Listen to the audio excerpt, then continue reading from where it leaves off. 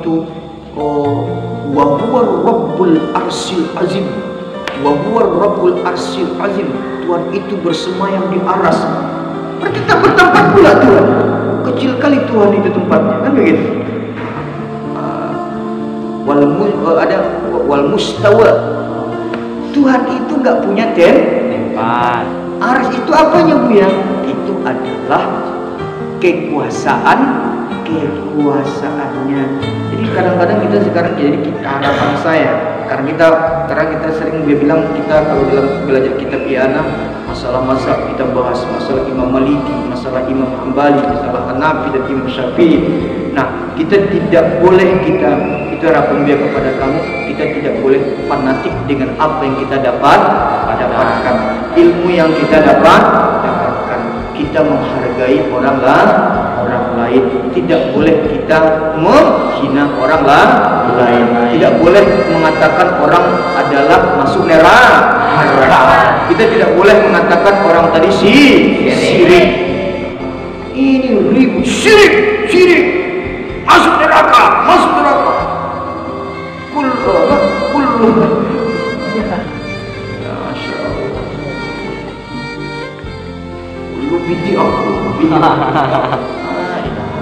Enggak, jangan, enggak perlu. Ya, dengar itu. Jadi saya bisa sampaikan sedikit lagi. Setelah itu masalah kunut. Enggak perlu nanti kamu bahas-bahas nanti setelah kamu nanti tamat pesantren ini. Orang yang tidak berkunut begini, orang yang berkunut begini, enggak perlu. Berkunut, tidak berkunut. Orang yang berkunut ikutkan, orang yang tidak berkunut ikutkan. Paham itu? Kita harus begitu. Kenapa? Karena tidak ada yang salah pelaksanaan tersebut. Yang takut ini ribut masalah orang yang berkunut dengan orang yang tidak berkunut. Itu yang diributkan. Yang harus kita ributkan itu adalah orang yang tidak sholat subuh. Tidak. Itu yang harus kita ributkan. Orang yang tidak sholat subuh yang harus kita ributkan. Ini enggak. Orang yang masalah berkunut diributkan.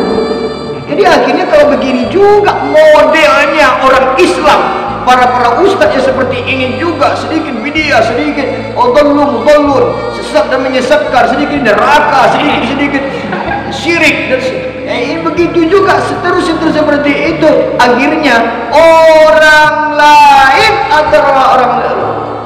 Akhirnya nanti orang yang tidak sholat bahagia dia.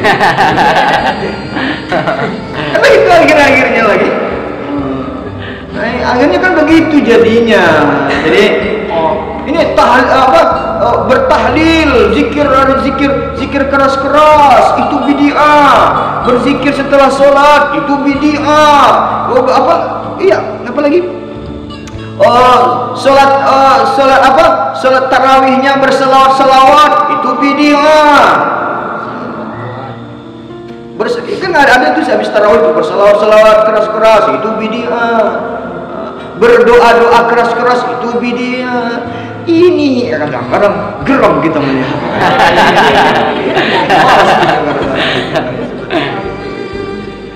Jadi kalau bahasa kita sekarang ibaratnya begini. Artinya begini hukum itu kan sudah ditentukan. Berapa hukum itu? 5. Wajib, sunat, haram, makruh, mubah. Udah jelasnya ketentuan. Setelah itu jangan keluar pula kita dari syarat rukun, kan begitu.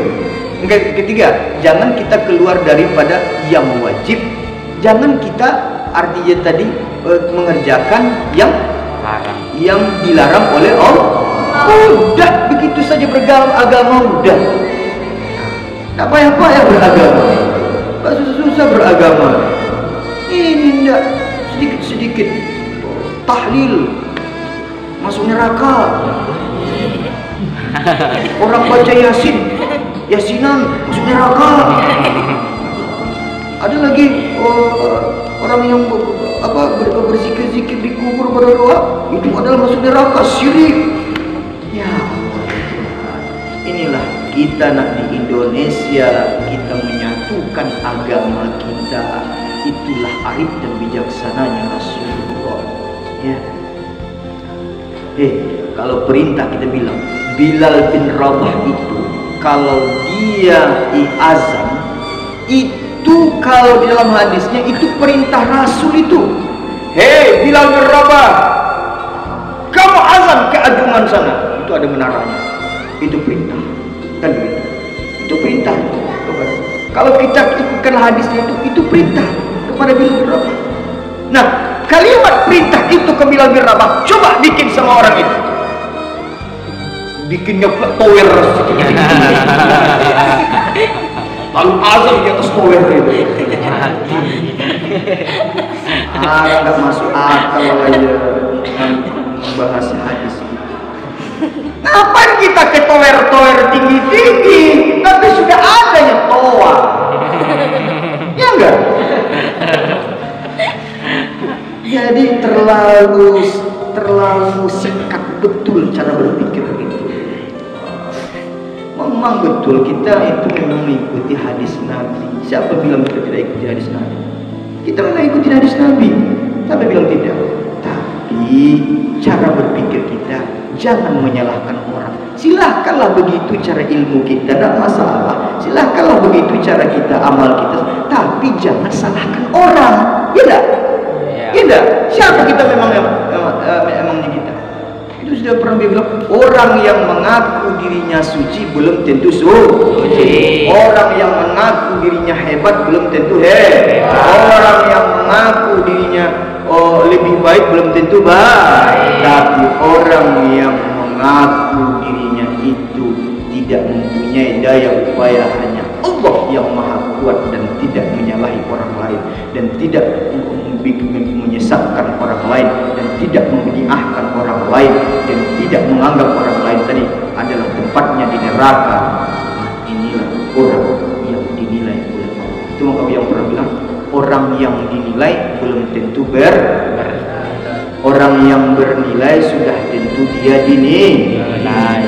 Bikin sajalah hidup kita ini yang bernilai dari sisi Allah sebatas ilmu yang kita punya, dan jangan kita kotori dan jangan kita salahi orang lain.